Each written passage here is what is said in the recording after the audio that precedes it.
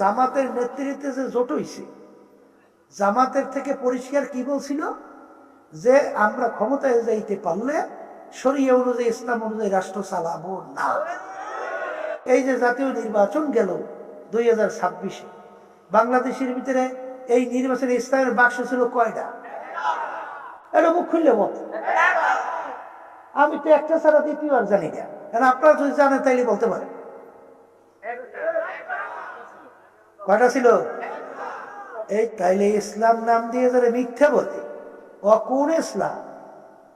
জামাতের নেতৃত্বে যে জোট হইছে, জামাতের থেকে পরিষ্কার কি বলছিল যে আমরা ক্ষমতায় যাইতে পারলে শরিয়া অনুযায়ী, ইসলাম অনুযায়ী রাষ্ট্র চালাবো না, রাষ্ট্র চালাবো না। তারা তারা ইসলাম প্রতিষ্ঠা হোক এটা চাইছে। আর আমরা নির্বাচনী ইশতেহার সহ কি বলছিলাম? আল্লাহ যদি আমাদেরকে ক্ষমতায় নেয় তাহলে শরিয়া অনুযায়ী, ইসলাম অনুযায়ী রাষ্ট্র চালাবো। ঠিক কিনা? আচ্ছা, ইসলামের পক্ষে আমরা দাওয়াত দিছি কি দেই নাই? তাহলে এখানে খারাপ করছি না ভালো করছি? এটাও ভালো, এটাও কি? এইবার মানুষ যখন সর্বনাই যায়, নামাজের জন্য আহ্বান করি না, বেনামাজের জন্য আহ্বান করি, এটাও ভালো। কথা বলে না? এই যারা নেশাখোর তাদের নেশা করতে বলি না নেশা ছাড়িয়ে দিতে বলি? এটাও তো ভালো। কথা বলে না? এইবার যারা মিথ্যুক তাদেরকে মিথ্যে কথা বলতে বলি না মিথ্যে ছাড়িয়ে দিতে বলি? হ্যাঁ, এটা কি খারাপ না ভালো? বলে এটাও বলে ভালো। তাহলে সব যদি ভালো হয়, বর্তমানে কিন্তু ইসলামের নামে বর্তমানে বাংলাদেশে আছে পা হইতে মাথা পর্যন্ত সব মিথ্যা ভরা আছে। আপনি জানা মতে আছে? আচ্ছা বলেন তো বাসা, এই আল্লাহর হাবিবের উপাধি ছিল আলামী, কথা কেনা? অর্থ কি? সত্যবাদী। আলামী শব্দের অর্থ কি? সত্যবাদী, ঠিক কিনা?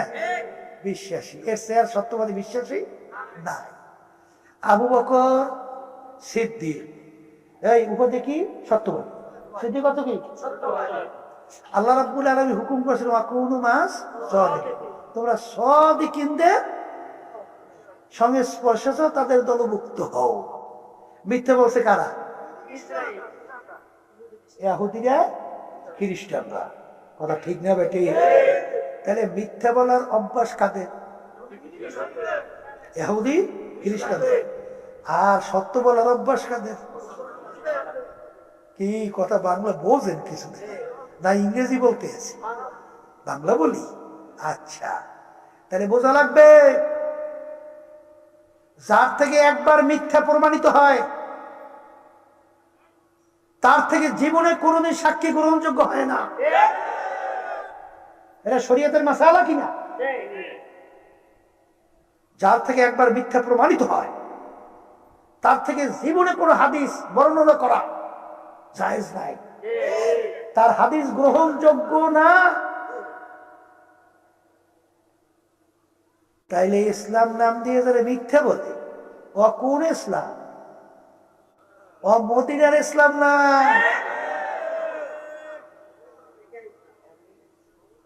কথা বাংলা বোঝে? আল্লাহর হাবিবের উম্মতরা কোনোদিন মিথ্যুক হতে পারে না, সাহাবায়ে কেরামের শাগরেদরা কোনোদিন মিথ্যুক হতে পারে না। আল্লাহ রাব্বুল আলামিনের হুকুম, মিথ্যুকদের সাথে সম্পর্ক রাখা যাবে না। ওয়াকুনু মাস সাদিকিন, আল্লাহ বলতেছে সাদিকীদের সংস্পর্শে যাও, তাদের দলভুক্ত হয়ে চলো। এইবার নির্বাচনে শোনা গেছে কিছু কিছু সময় মুজাহিদের কথাও শোনা যায়, কিছু দায়িত্বদের কথাও শোনা যায় যে জাতীয় নির্বাচন ইসলামের পক্ষে বাক্স ছিল হাত পাখা, এর বাইরে নাকি অন্য প্রার্থীর পক্ষে কাজ করছে, তাদের সহযোগিতা করছে, তাদেরকে ভোট দিচ্ছে, শোনা যায়। আছে? আমি সেই বাজানদেরকে বলবো, বাজার ভালো করে বুঝছে। তারপর জেলা থেকে শুরু করে একেবারে তৃণমূল, যেটাকে ওয়ার্ড বলা হয়, ওয়ার্ড পর্যায় পর্যন্ত 3 শ্রেণী আমি বলছি যারা এই জাতীয় নির্বাচনে চুপ রয়েছে, ইসলামের পক্ষের বাক্সে ভোটানোর জন্য কেউকে বলে নাই, দাওয়াত দেয় নাই, কাজ করে নাই, চুপ রয়েছে, এই এক শ্রেণী। আরেক শ্রেণী তলে তলে অন্য প্রার্থীর পক্ষে কাজ করছে, আরেক শ্রেণী প্রকাশ্যে কাজ করছে। এই 3 শ্রেণীর লোকদেরকে জেলা থেকে শুরু করে ওয়ার্ড পর্যায় পর্যন্ত কোন সংগঠনে কোন দায়িত্বে সদস্য পদে রাখা যাবে না।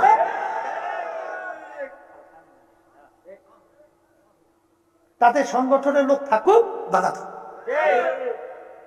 একজনও দরকার নেই।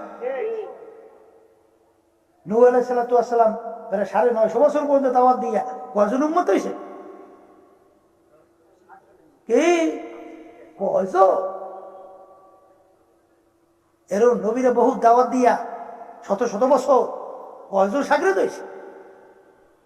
এতে কি নবীর নবুয়তি গেছে? হ্যাঁ, এই জন্য আমার বাজানদেরকে বলবো, অস্থির হইয়েন না। যা আল হক ওয়া জাহাকাল বাতিল ইন্নাল বাতিল কানা যাহুকা। হক আসবে, আলো আসবে, অন্ধকার দূরীভূত হবে, মিথ্যা ধ্বংস আর সত্য বিজয়। জোরে বলে কথা ঠিক না? এই জন্য আমার বাজানদেরকে বলবো, পর্দালে মা বোনরা যারা শুনতেছেন, কি হিংসা করে কোনো লাভ হয়? বরঞ্চ নিজের আমল নামা শেষ হয়, ঠিক কিনা? আর একটা অন্তরের কলবের রোগের নাম হলো হব্বে যা হব্বে মাল। মালের মোহাব্বত, সম্মানের মোহাব্বত, পদের মোহাব্বত। আল্লাহর হাবিব সাল্লাল্লাহু আলাইহি ওয়াসাল্লাম বলেন, হুব্বুদ দুনিয়া রাসু কুল্লি খতিয়াতিন। সমস্ত গুনার মূলই হলো এই দুনিয়ার মোহাব্বত। এক দায়িত্বশীল আজকে আমাকে মোবাইলে বলতেছিল, হুজুর আমাদের অনেক দায়িত্বশীল সহ নেতা কর্মীদের ভিতরে আমানতদারি বলতে একটু দুর্বলতা, হুজুর একটু আলোচনা করি। হায় হায় হায়, বলে কি?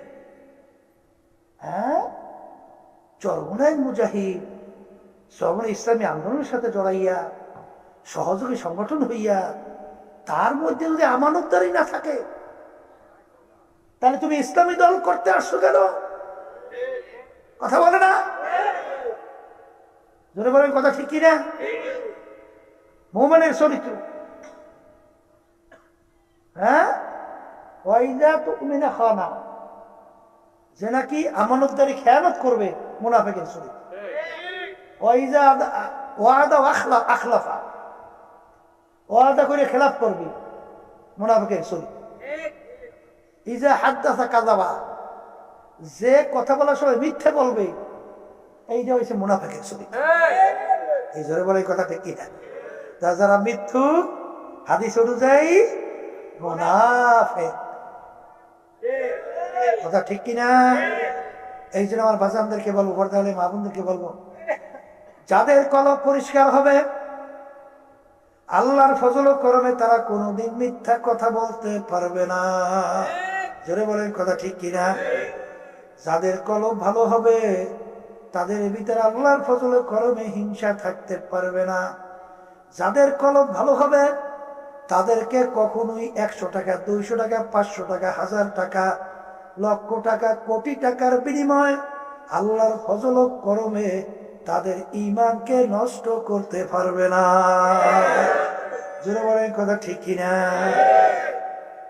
আল্লাহর হাবিব বলেন, শেষ যুগের ভিতরে ঈমানদারদের ঈমানের উপরে মজবুত থাকে এত কষ্ট হবে, জ্বলন্ত একটা আগুনের আংটা হাতের মুখের ভিতরে রাখতে যত কষ্ট, তার চেয়েও বেশি কষ্ট। সেই যুগ বুঝে সেই গেল, কথা বলে না? বর্তমানে এক শ্রেণী আমার মা বোনেরা, আমার ভাইদের কথা শোনা যায়, 100, 200, 500, 1000 টাকার বিনিময় তাদের ঈমান নাকি মুরগি ছাগলের মতো বিক্রি হয়। জোরে বলে নাউযুবিল্লাহ। ওদিকে মুমিনের চরিত্র, ঈমানদারের চরিত্র তাম দুনিয়াও যদি তাদের পায়ের উপরে ফেলাইয়া দেওয়া হয়, আল্লাহর ফজল ও করমে তাদের ঈমান বিক্রি হবে না। বাজান, এই কলবের রোগ হব্বে যা হব্বে মাল দূর করা লাগবে। বাজার ওজর দূর করা লাগবে, রাগ দূর করা লাগবে, গোসা দূর করা লাগবে। আহারে গিবত শিকায়ত দূর করা লাগবে, অন্তরে কুমন্ত্রণা দুষ্টামি থেকে দিলকে মুক্ত করা লাগবে। বাজান কলব পরিষ্কার করার জন্য আমরা অনেক সময় বলি মুরব্বা হওয়ার জন্য মুরব্বির কাছে যাওয়া লাগবে। বাজান একটা শসা যখন পাইকা যায়, একটা চুনা কুমড়া যখন পাইকা যায়, অনেক সময় চুনা কুমড়া কাইটা ঠুমঠুম কইরা, ওই শসা ঠুমঠুম কইরা কাইটা খেজুর কাটা নিয়া তারপর জোরে জোরে কেইচা ওর ভিতর থেকে চুকা রসকস বের করে, এরপরে চিনি দুধ দিয়ে আসাইয়া এইবার মোরব্বা পাক হয় উন্নত মানের খাদ্য। ঠিক আমার বাজানদেরকে বলবো, পর্দালে মা বোনদেরকে বলবো, বাজান মুরব্বা হওয়ার জন্য মুরব্বীর সংস্পর্শে যাওয়া লাগবে। কারণ আল্লামা জালালউদ্দিন রুমি রহমাতুল্লাহ আলাইহি এত বড় বিশ্ববিখ্যাত আলেম হওয়ার পরেও তিনি বলতেছিলেন, খুতবা মাওলানা রুমি না শোধ তা গোলামে শামসুদ্দিবরিজি না শোধ। আমি রুমি ততক্ষণ পর্যন্ত রুমি হতে পারি নাই যতক্ষণ পর্যন্ত শামসুদ্দিবরিজির সংস্পর্শে সাগরে হইতে পারি নাই। তাহলে বোঝা গেল মুরব্বা হওয়ার জন্য মুরব্বীর কাছে যাওয়া লাগবে। আর আমার মালিকের তো হুকুম, কুনু মা সাদিকিন, তোমরা সাদিকিন বান্দাদের সংস্পর্শে যাও। এই আল্লাহর বান্দারা, পর্দালের মা বোনেরা, কবরে কিন্তু কোনো দলাদলি নাই। কবরে যদি কেউ পরিচয় দাও আমি চরমনাইর মুরিদ, আমি চরমনাইর মুজাহিদ, এই পরিচয় কিন্তু খবরে কোনো কাজ হবে না। কেউ যদি পরিচয় দেয় আমি আটরশি, চন্দ্রপাড়া, রাজারবাগ, দেওয়ানবাগ, আমি আওয়ামী লীগ, আমি বিএনপি, আমি জামাতের লোক, এই কবরের যাত্রীরা এই পরিচয় কবরে কিন্তু কোনো কাজ হবে না। বাজান কবরে কিন্তু সবার জন্য প্রশ্ন তিনটা, মান রব্বুকা ওয়া মা দীনুকা ওয়া মান নাবিয়ুকা। এই তিন প্রশ্নের ভিতরে কোথায় কিন্তু নাই তুমি চরমনাই, না সারসিনা, না জৈনপুর, না তুমি ফুরপুর, না জামাত, না আট্রসি, না তুমি বিএনপি, না আওয়ামী লীগ। এই তিন প্রশ্ন কিন্তু কোনো কবরে কারো জন্য নাই। এই জন্য আমার বাজানদেরকে বলবো, পর্দালে মা বোনদেরকে বলবো, আর দুনিয়া মাজরাতুল আখিরা, দুনিয়াটা আখিরাতের সম্বল সম্পদ কামাই করার জায়গা। এই দুনিয়া থাকা অবস্থায় পরীক্ষা কইরা দেখো তোমার আমার কলম নামক পার্স কি অবস্থা, হিংসার কি অবস্থা, থাকাপুরি কি অবস্থা, তোমার আমার হব্বে যা হব্বে মালের কি অবস্থা, এবং বিভিন্ন দিক থেকে তোমার আমার কি অবস্থা। এই চিন্তা ভাবনা কইরা কলম ভালো কইরা, চোখে পানি নিয়া কলম গরম কইরা, ইমানকে মজবুত কইরা, নেক আমল বাড়াইয়া তারপর আমার মাওলার কবরের দিকে রওনা করো। কারণ দুনিয়ার যে কোনো কাজের মধ্যে একবার দুইবার নয় 5 বার যদি কেউ ঠইকা যাও, আবার ওই কাজের ভিতরে চেষ্টা করলে জিতবার আশা করা যায়। কিন্তু এই কবরের যাত্রীরা যদি খোদা না খাস্তে একবার কেউ কবরে যাইয়া ঠগ, আর দ্বিতীয়বার দুনিয়াতে এসে আপনি কইরা জিতবার কিন্তু আর আশা নাই। এ কবরের যাত্রীরা যেই মামলার তদবির নেই তার কিন্তু খালাস নাই। আল্লাহর ওলিদের ইতিহাস তালাশ করে দেখে আজান, তারা কিন্তু কানতে কানতে মাওলার কবরে চলে গেল। সাহাবায়ে কেরামদের ইতিহাস পড়িয়া দেখো, তারাও কিন্তু কানতে কানতে মাওলার কবরে গেল। বাজান ওসমান গনি রাদিয়াল্লাহু তাআলা আনহু এই বাংলাদেশের মতো প্রায় 350 দেশের রাজত্ব করলেন। তার ইতিহাস পড়লে দেখবেন তিনি অনেক সময় কবর দেখতে এমন ভাবে অজরে কান্না শুরু করতেন, কানতে কানতে অনেক সময় দাঁড়ানো অবস্থায় ঠাস করে বৈশা পড়ত। লোকেরা বলে আমি আপনি কবর দেখতে এরকম কেন অস্থির হইয়া যায়? তিনি বলে, ও আমার সাথীরা, আখিরাতের যাই কয়টা ঘাটি,